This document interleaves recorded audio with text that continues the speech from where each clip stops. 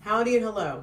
I'm Monty from A Shot at Life, coming to you with a shot at dating. These are stories from a variety of people, from a variety of backgrounds, with one commonality.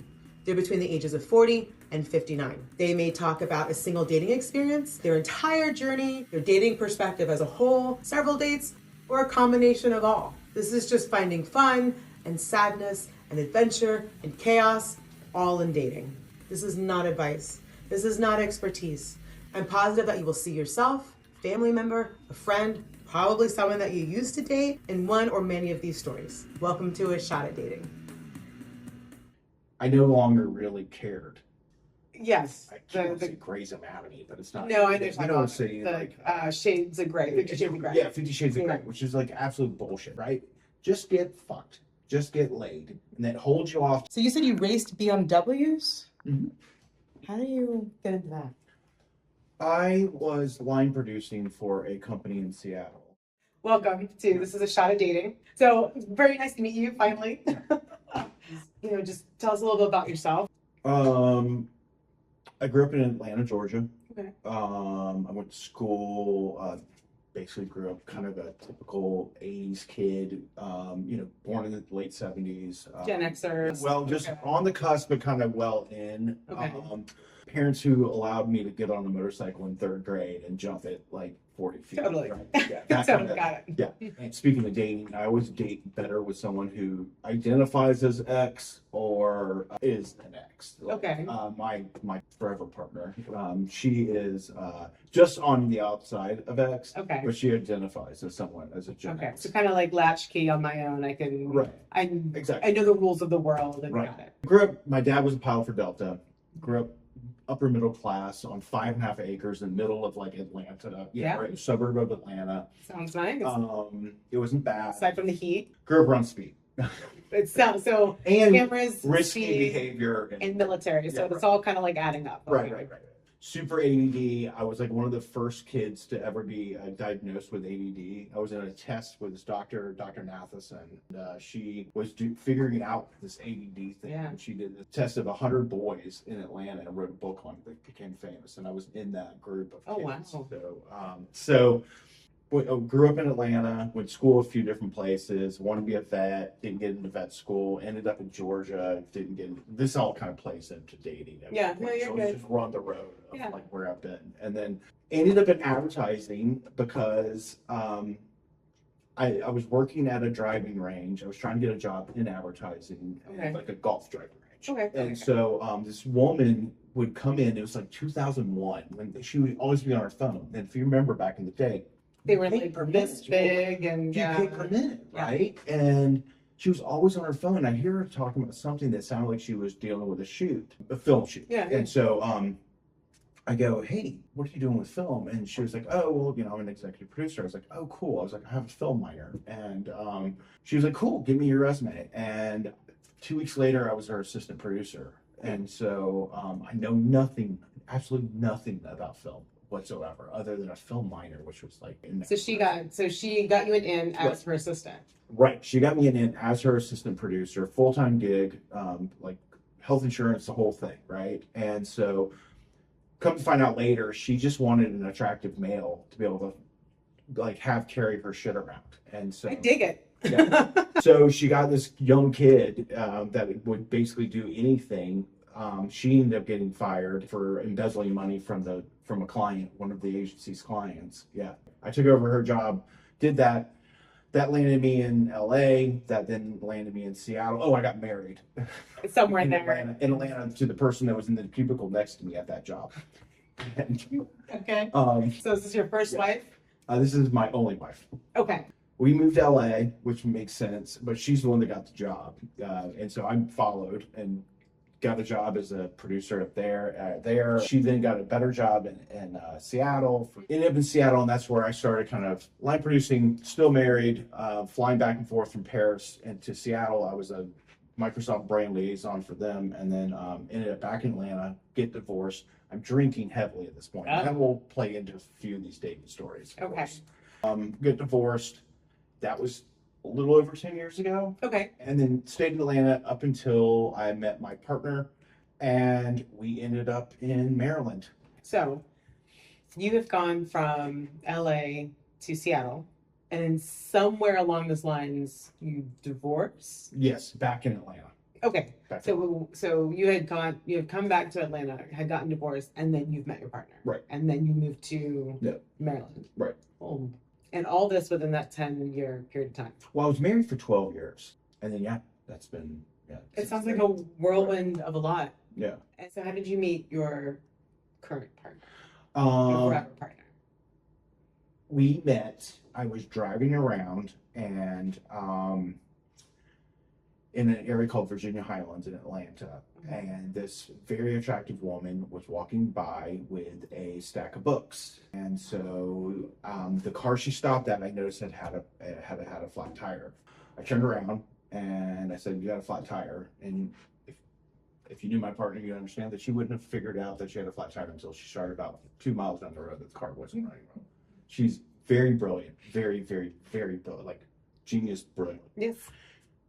Flat tires, stuff like that. Yes. May not be something she. Yep.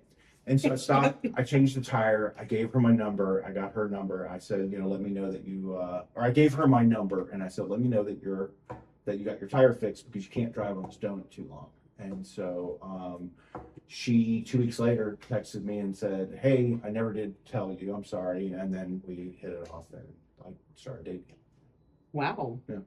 So it's amazing to me because most people, one, would have not noticed or cared. And it just sounds very romance novel-y. Yeah. It really does, where it's like some woman walking down the street with a stack of books and you're just like, surprise, you've got a flat tire, oh darn. The stack of books I found out later are not. I have now been to more bookstores in my life since I met her. Our whole house is bookshelves. That's fantastic. So what does she read? Everything. I don't know. Like just everything on the side. We have some Sedaris on the shelves. We have a lot of poetry. She writes poetry. So, she writes too. Yeah, she writes too. Okay. Wow. It's been published and stuff. Wow. Okay, so she is very. There's lots of degrees on her. Well, that's awesome. Yeah. She sounds me. I don't have them. She sounds me. And I am the dumbest person in our house. The two kids that are far smarter than me. She's far smarter than me. I hold the line above the dog. But I am the one that knows where everything is in the house. I am the one. You can fix stuff. I can fix stuff. Mow the lawn. I mow the lawn. I know where things are. Where's my shoes? They're right in front of you. Literally right in front of you. How long have you guys been together? A year. Oh, it's brand new. Yeah, it's somewhat new. Yeah. That's fantastic. So you've been together for a year. Mm-hmm. You live together. We did. That was not a plan. It was her moving, and we were like, okay, we're either going to try this out or not. And we tried it out. Okay, and it works. It's working. It's funny. Like both of us are big believers in talking to people and like being very open communicators, and that's the only thing that's I think, is a big deal of trying to make anything work is the communication of it. And so nothing's been perfect. Obviously, you can't shove that much into an area, that quickly. Well, just the energy, and especially with, you said, 2 kids. Like, 2 kids. Right. So, the relationship status that you two are in now, okay, whose idea was that? And if you want to explain exactly what that is. I was dating multiple people. She had just started dating, and we slowly moved into like a monogamous relationship. Okay. After a little while. Yeah. And it just kind of happened, and I didn't tell her off the bat that I stopped dating people because it kind of made it more real. But also, I had told her, like, hey, you should go and date. Like, you should be dating people. Like, she had just been, she's coming out of a divorce or out of marriage. And so, but she just wanted to date me. And so, I slowly just stopped dating everyone else that I was dating. Okay. And then, which was fine, and you were happy and you were comfortable with it. Yeah. When did that change? And why did it change? 9 months ago. Okay. I guess. And, we were starting to make plans of she was like, can you come up and when I'm moving and help me find a place? And so things were just kind of going to where I was like, I don't want to have to explain this to someone else I'm dating. And why I'm going up here. This has gotten serious enough that I just don't need to be dating anyone else right now. I'm very happy with this one person. It's not like I wasn't having fun with other people, going to wherever, hanging out and stuff that I was doing. But it just was like, I no longer really cared. Right. You know, and, like they're really wonderful people. It just was like I had. You just cared about. I cared her more. more. Right. Right. And it was never a request by her to stop dating anyone at all. It was just that I just stopped. Yeah. Because I didn't have the time or I didn't really have the effort anymore of trying to make something else work that I knew ultimately had a shelf life. Did you have the intention, like you were dating with intention? This is who I want to be with. I want a forever person. No, not when we first met. Okay. But later down the road, yeah. Okay. And it was solidified with her. Yeah. Okay. So the conversation that you and I have had though, you said that morphed into you guys are seeing other people. No. You're not saying. Oh, so you guys are completely monogamous. Yeah. Oh. Yeah. We were discussing the lifestyle. I got into the lifestyle February of last year. Oh, and okay. So I got out of a relationship that had been on again, off again, again, off again. And I was like, fuck this. I am not dating for any intention. I just want to go have fun. Okay. And it was like Rumspringa. Yeah. And it was, I did not do it well. Oh. I didn't know that I was not doing it well. I thought I was doing it the right way, but at one point I had been kind of seeing this older woman off and on. Yeah. And she was like, "You're dating other people," and I was like, "Well, I put on my profile. I was on a site called Field, and I was like, I put on my profile that I'm X, I'm dominant, I'm this, I'm that." And she was like, "Yeah, but you have to tell me." I was like, I was like, it was in my profile. I was like, I thought it was obvious that, yeah, but I am dating other people. I am dating other people. I'm doing it safely. Sure. But, and she was like, and so she schooled me on that very quickly. So then I started doing it in a better way of being more like, hey, I'm dating XYZ. This is the precautions I'm taking with these people. Mm-hmm. So I would never say it was poly. I would later I figured out it was more just ethically non-monogamous. Okay. Because I didn't want any attachment with anyone. Okay. But then I also figured out that, I don't know if it's like demisexuality or whatnot, but I needed, for things to progress to where I wanted it, like in a physical way, I needed that chemistry and I needed that that connection to actually go to the next level physically. Like not like I can have sex, but like to get sex to that fucking crazy level. Yeah. I really need to trust the person. Right. Yeah. But they also need to trust me. Yeah. Especially like in a more dominant and submissive way. Enjoying yourself? Awesome. I love that for you. Make sure to like, subscribe, and share, so we can bring on many more guests to share their adventures with you. All right, now back to the video. And so that kind of like opened up my eyes, especially in this current relationship of like, oh, okay. So like it makes it a hell of a lot better, like to actually have like really, really crazy chemistry. And then you can like conquer the world with that. Yeah. Right. Yeah. So when you said lifestyle, okay, and because you had mentioned ethically non-monogamous, okay, but then you touched on dominant submission. Mm-hmm. So was there anything else? Like, I feel like, is there like a kink list that you have that you're checking boxes that you were looking for, that you wanted, or not really? Not really. I think ultimately I enjoy, like, I'm not so much like of wanting someone to be a pains, I guess, for that term, you know, like I do enjoy that side of things, but it's more of a, you know, I separate the two of like sex and the two of them. That's more been a recent thing of like, okay, cool, blah, blah. You can put, you're able to put your feelings and intentions and like, chemistry, and then the sex part of it, the physical part of it is different. For me, the dominant side of me, it's the nurturing and the wanting someone to be taken care of. When you were dating and now with your partner, okay, is this something that you're seeking out, or is it just like, I want a good human and then this will come with it? Okay. You're looking for someone. Like, I have dated people that I knew they were going to be submissive. Okay. And I just didn't date them, but they didn't know. Okay.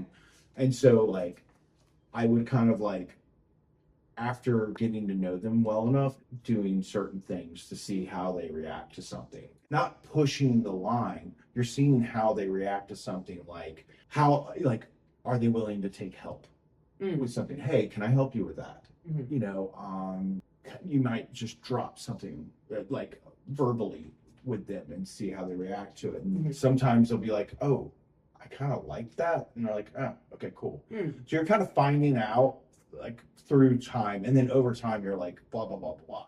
Okay. Because I mean, because, you know, you get into these situations where, people have to give and take. Compromise. Yes. Right. You should not compromise in that area. Why? Because I don't think you're always going to be wanting something of your partner. Now, some partners can be like, and that's how I ended up in this. I was dating someone who wasn't right for me. Yeah. But she said, you know, I was in this past relationship recently that this guy was dominant. And she was like, I think you'd be good at it. And I was like, So I started playing around with it. I didn't feel comfortable with it, but I liked it. So I hired someone to teach me. Okay. Okay, is this something for me? And I did a bunch of sessions with them, and they sent me to someone else, and I found out another part of me. So, and it's both of them said, this relationship's not going to last. And they were exactly right. And I sent them both a text when that relationship ended. It was like, you were right.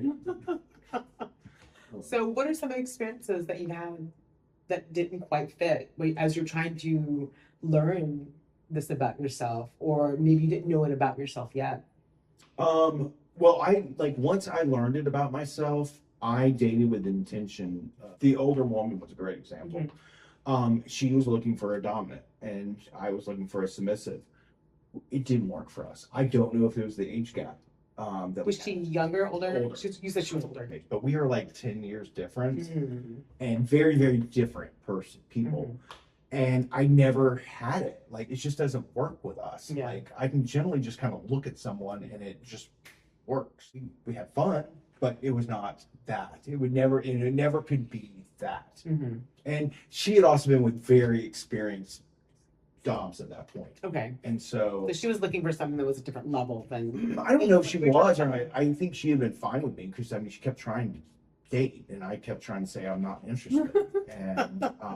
And then ultimately, without knowing it, it was something that I was very interested and very excited about. Like, it's fun having that in a long-term relationship. Yeah. I'm sure all sorts of reindeer games are. Yeah. Things interesting and fun and adventurous. Yeah. And let's talk about your online dating experience. Okay. Because I feel like everyone I speak to about online dating absolutely hates it. Like, hates it. So has it been? I mean, you met your partner out in the wild, right? But I did a lot of online dating. Right. So was it a good experience for you, or was it just? I think once I learned how to play the game on it. Okay. It was easy. So tell me about the game, because apparently I'm losing this game. Well, I think it's again not compromising. Yeah. And it's knowing that it's not like, if you online date and you're on like 2 or 3 apps, you should be able to have a date once a night, like one day a week, right? Right, which isn't But the that's issue. not compromise. It's having a standard of what you expect and not just being like, okay, well, this could work itself out. And I did that, and it did kind of work itself out. And then it failed in 3 months every time, right? Where you're like, I know I don't want to be with this person. This person's fallen in love with me, and which happened every damn time. And then I knew in the back of my head, I just even want to be with this person. Right. And since I got divorced, it's been 2 people that I knew that I wanted to be with, for a long time. Yeah. And one I got engaged to, and one I'm with now. And one all the mistakes I made with the person I got engaged to, I'm like trying to. You now know better. I now know better. I'm trying my best to, and therapy also helps. So. I hear that a lot, actually. Therapy helps. I hear that a lot. All of our, we're all, especially Gen X, we're all messed up in some sort of way, and so you got to undo those bad habits some way and not put them on someone else. Yeah, especially when you have an amazing partner. That's fair. That's very sage, very good advice. Yeah. So let's go back. I started on I got divorced, and I was so not in a good place. I said I was drinking. I was most people don't tend to be in a good place. Right. And I get divorced, and it was like 9 months later that I realized I could date. I had been married for 12 years. Yeah. And it feels weird and Yeah, kind of. I didn't know. I just didn't even realize that. I was like, oh, wait a minute, I can date. It's like there's a meme for adults where like, did you know you could buy a whole cake and nobody says anything? Yeah. It's like that, like, oh my gosh, I can do what I want. Yeah. Just put it in the freezer and And just pour a bit right. at a time. Yeah. So you finally realized this. Yeah, I could date. date. How am I going to date? And I got on Match. And it worked really well. I met a couple people. I met someone off the bat that was great, but I knew I didn't want to be with her long term. Met someone else. All this time, I'm going on lots of different dates. Yeah, you're playing the field. Right. Yeah. And I met someone else who was amazing, who I blew it with her because of alcohol. And she was wonderful. She was great. She was thankful to her. She pulled the plug on that. And dated, like, I'd date 3 months. I'd either blow it or they were horrible.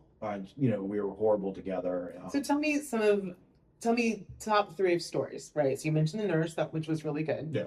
You mentioned one of your partners that you were going to get engaged to. Okay. Okay. And so one that's not your partner currently. Mm-hmm. Okay. Somewhere in there, another one of those stories. So tell me those stories. How you met, how it developed, why it didn't work out, or why you thought it was going to work out, and why it was great. I dated this woman who, right before I got sober, I was consistently quit drinking, and then I'd start drinking again. I quit drinking, start drinking again. And it was like binge drinking when I would, and then I would quit, and I'd be like done for like 3 weeks. Yeah. And so I met this woman, and I needed a place to live, and she needed a roommate, and she was also an alcoholic. So you guys met under the auspice of being roommates, or you met under the auspice of we were going to date? I just happened to need a place to live. Oh. And she just happened to need money. Oh gosh. As well. Oh gosh. In Atlanta, like, I moved myself like on the opposite side of town, like still on the north side, but I was like way out in the sticks, what I considered the sticks at that time. And we got along fine, but there was no way this was ever going to go anywhere. Ever going to. And you knew this. You just were hanging on. We were just hanging on to something. I didn't have any idea what I wanted or what I was looking for or what I deserved and what this person deserved, right? As well. And it was not each other. Like, we were like horrible together. And we would drink and have fun, and then I would continue to drink. She would sober up. But she was flat broke. I wasn't doing great. We were both working like odd jobs and whatnot to do everything, and then everything just blew up, and then I got sober. They call it sober living, and so I was living in like an apartment with other people trying to stay sober, and everyone else was basically kind of legally had to be there, and I just was there. And you were making a good choice. Yeah, I was just trying to make a change, and so I did that for 3 months. I was like, I don't ever want to go back, and I don't ever want to date like that again. I don't ever want to date people that I don't think that I could be with for a long time. Yeah. And that was the last like really like shitty relationship I've ever been in. Mm-hmm. Yeah. And so I knew I didn't want to be with her. I think she would have been with me for a long time, and I feel kind of bad, but I also don't think that I need it. It wouldn't have been healthy. I mean, like physically, mentally. So tell me a good one. You were supposed to tell me a good one. Tell me about the nurse. The nurse was great. So her and I both were really outdoorsy. It was like weird. Like, we liked things like pickles, right? Like, and we had like a lot of like, we grew up in the exact same area. She was like 2 years older than me, or like 1 year older than me. Like, she went to a high school next to mine, and she was really smart, and she was really fun. She was really pretty. But did you guys know a lot of the same people? No, we had met on Match. Oh, yeah, it was a Match success, and I just didn't kind of let her know what like my level of drinking was. And she barely drank, and I kind of helped her with a few things around the house. Like, she owned this house by herself, and she loved my dog. I liked her dogs, and like, yeah, it was great, but it was just it exited itself out. Yeah, over time. So during this time, and I'm going to circle back to a lot of the other stuff that you said that you cannot compromise on. Yeah. Did you know that about yourself also with the Diaz?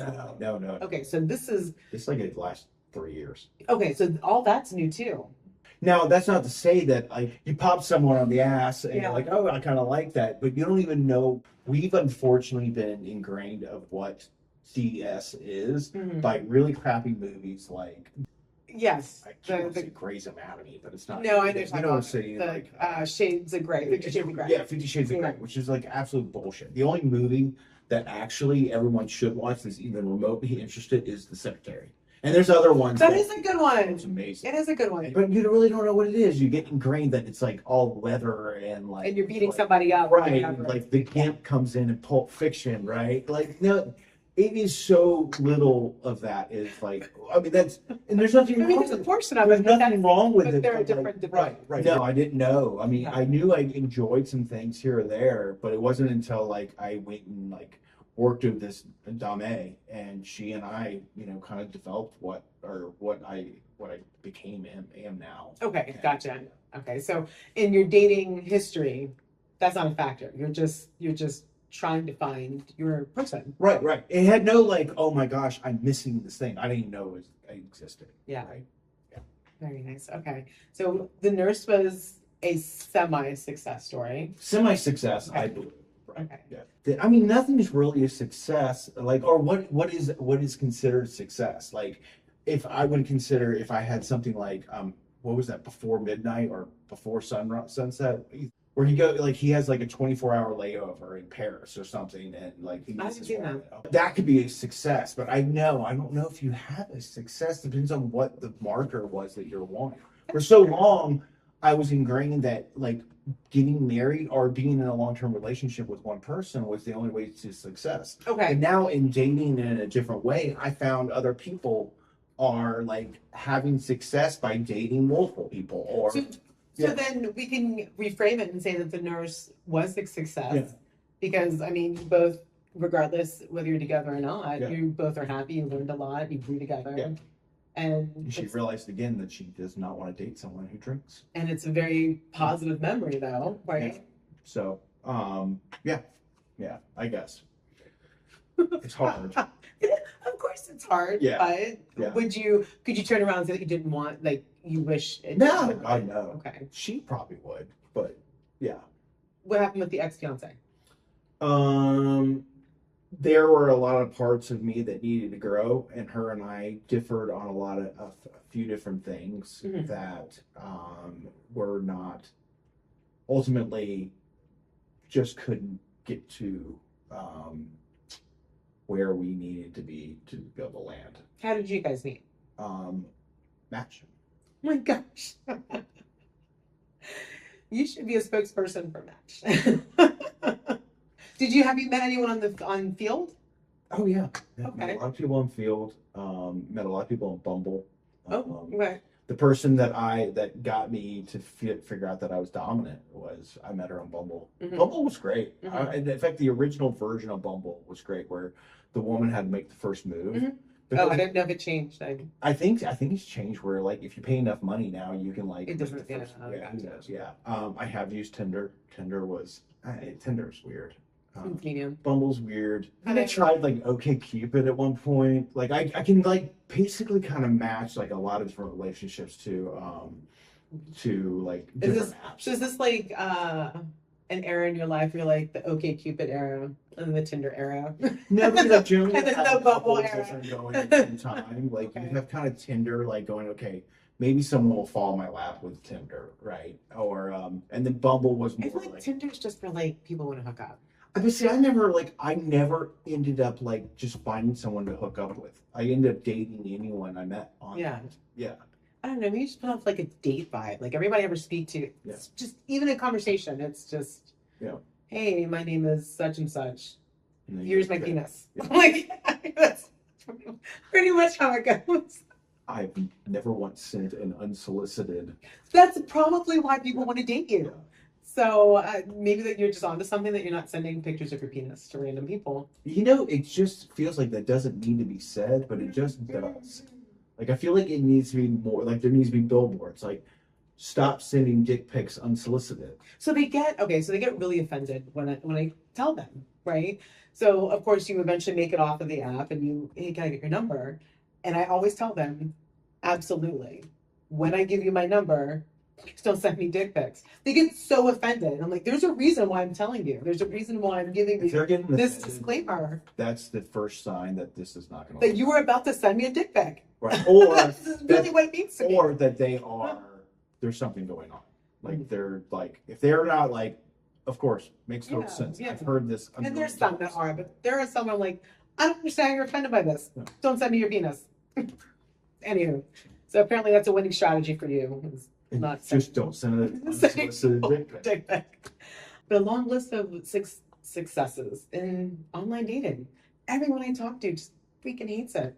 I don't know, let's see. If I got this. If you go past 5, which is more than a handful, you are more successful than most people I know. I probably had like 6 And so, relationships that were over 3 months from online dating. okay. And all of those were recent-ish, 5 years? Within the last 10, Yeah. within the last 9, I guess. Okay. And dating apps, I guess, were a little better back then because now it's all bots and spam and nonsense. Well, I haven't been on a regular dating app since the summer of 2024. Yeah. Like, that was the last time I was on Bumble. Well, yeah, there was no reason for you to. Yeah. So tell me about some of the people you met on Field. It's interesting. Field is like the most flaky. I've never heard of it. So Field is a sex positive site where you can you should, if you're doing it right, just put exactly what you want. Okay. Right? You like to be dressed up as a chicken and run around the house for some reason, then you should really put that on there because there's no reason on that site to not just be really honest with what you're wanting. On that site, I am E&M, I think at that point. I finally figured out I was not poly, and I realized, okay, I'm just E&M. Like, I'm not trying to like create all these like things. Like, I'm just gonna date a couple people, and they're gonna know that I'm dating other people. Because before, you would date a bunch of people and just not tell anyone, right? And Yeah. just be like, you're like, oh no, I was out with my buddies. We didn't have a conversation that we were monogamous. Yeah, or like a lot of it was like just basically, I was just out with blah blah. Like, even though we didn't have that conversation, you just wouldn't talk about it. Yeah, okay. It was hidden, right? Sure. Once you were monogamous, I've always been very good about that. I went out with this person, had a great time. She had a couple things come up where she had to go out of town kind of suddenly, and then she knew I didn't drink, and we went out for a date 2, literally date 2. I said, she was like, do you want to just pick me up? I was like, that sounds fine. So we lived in the same area. We kind of knew, like, she felt safe enough. And so I go and pick her up, and I end up meeting 2 of her kids. Nope. And she had said, while I was on my way over, you may meet my kids. Now her kids were a little bit older. So I get in there, and I look, and there's a bottle of wine. She's the only one who can drink in this house. There's like a 3/4 of a bottle of wine that's been drank. I guess. I figure out later she had 3/4 of a bottle of wine. I'm sober, right? Yeah. I don't drink. Yeah. Or at least I don't drink. And so we get to a restaurant finally. It was like, for whatever reason, it was really busy. We couldn't find anything that was like, just kind of easy. And we sit down, and so she starts going through like her list of red flags. And as she's drinking like vodka tonic after vodka tonic, she's getting a little bit more tipsy at this point. And so she goes through all this stuff. And one thing was she has HSV 2, right? Which is great to know. Like, we haven't even talked about having sex at this point. And but like, she goes through that. She talked about how she cheated on her ex-husband multiple times. But like, by the end of this, and it's like, then she tells me how like she is looking for a long-term relationship and this and that. And I was like, we are on date 2. we are on date 2. And not to mention we're on date 2, but like it's on my profile what I am looking for. Like, I am not trying to get like in like anything serious at this point. Yeah. And so that was one of my experiences. From Field, I dated someone with an age gap, which was Was Never that the really, intention, or you no, just I've never okay? dated that 'Cause I way. know that that is a No. thing. Like I've only dated at that point I'd only dated like maybe four or 5 years south and 4 or 5 years north. Okay. Right? Yeah. And then I dated someone who was like 10 years older than me from field, and then I dated someone who was significantly younger.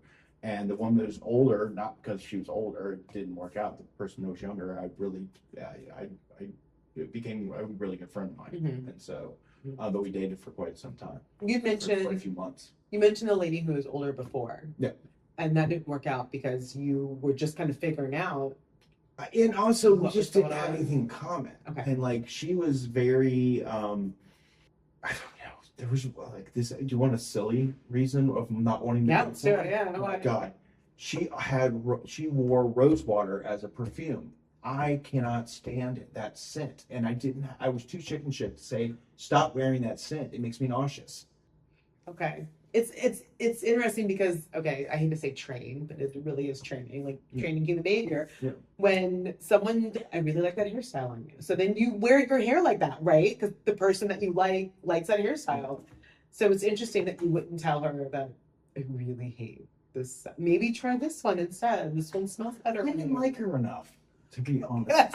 I just didn't like her. That's fair. Yeah. That's fair. That's a legit. It was supposed to be. I was supposed to be having fun at that time, Yeah. and like everything got very serious. She was a very serious, intense Oh, person. And it was yeah. fine, and I didn't like that. I think that relationship was the one that I finally became like, why can you not just say, I don't want to date you anymore?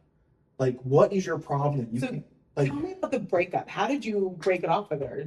If you say I finally was just like, I'm not interested. I don't want. Okay, you so long-term. finally You done. want something serious. I don't. And then she was like, well, I am. And then like she got back to me a couple of weeks later. It was like, I'm dating a couple people that it's more intention. Can we just have something casual? I was like, no. You already said that that's what you wanted, and I know damn well where this will go. And no. And I finally was like, put my foot down and said no. And that was like the first time I felt like I had like finally ended something when it should have ended, instead of like letting it linger for like way too long and been like, I know this isn't right, but I'm too much of a chicken shit to actually say I don't want to date you anymore. It was that visceral inside of you. You were like, you know what?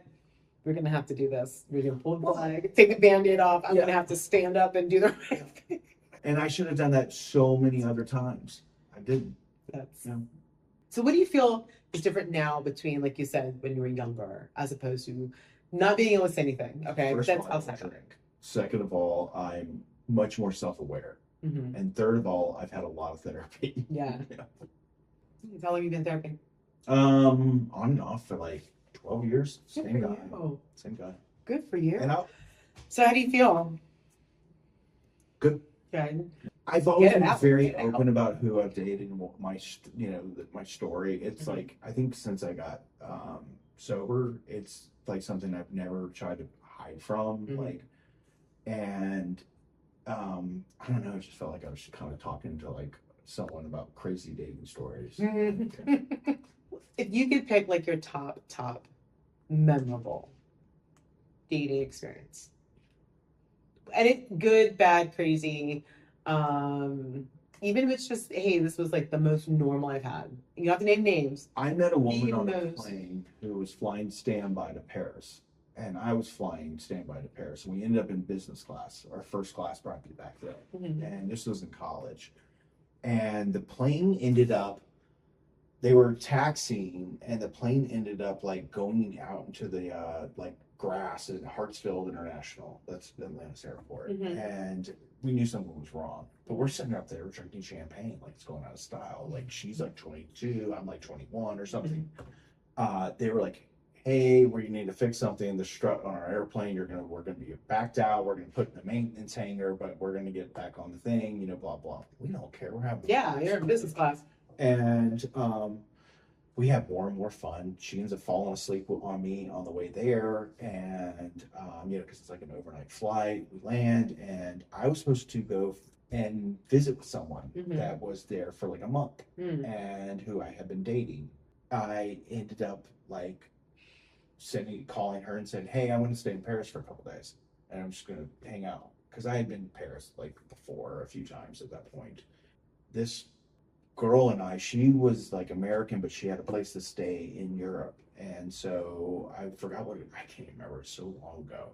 But like for whatever reason, we just like fucked for 2 straight days in Paris. And I remember there was like a mattress on the floor, but it was a very Parisian way of having a mattress on the floor. Yeah. This big all these pillows and all these pillows and and the huge plants blankets and plants, and there was like natural light flowing in.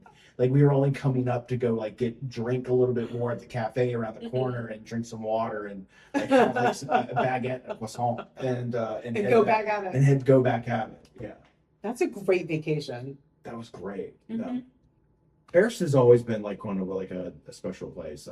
Apparently, yes. When I got divorced, I was flying back and forth from the Middle East, and I would stop over at Charles de Gaulle, and I would hang out with friends. I can see why women are falling in love with you. Yeah. No dick pics. Not talking about sex early, and you raced BMWs. So you said you raced BMWs? Mm-hmm. How do you get into that? I was line producing for a company in Seattle. That's not to say I wouldn't have sex on a first date, but I will say that was a surefire way for something to fill really quick. That's true.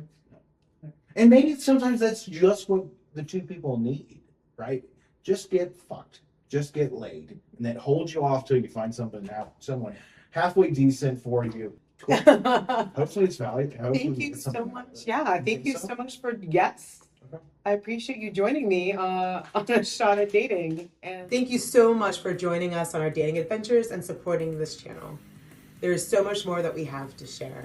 Always a new and crazy story, many more laughs, and even a few tears. Make sure you don't miss out. Please like, please subscribe, and definitely share.